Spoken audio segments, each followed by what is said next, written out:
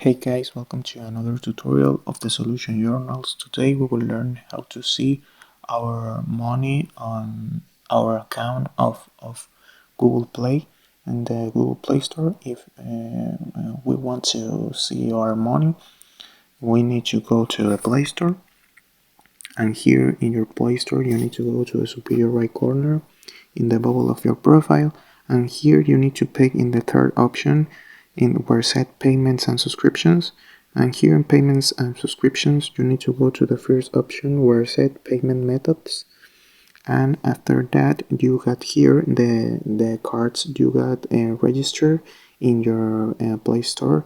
But if you want to see your money, if you put money here, when when you upload the money here, you put your card, you got a button here, a option where set the how much you can, but I don't have because this is a test account.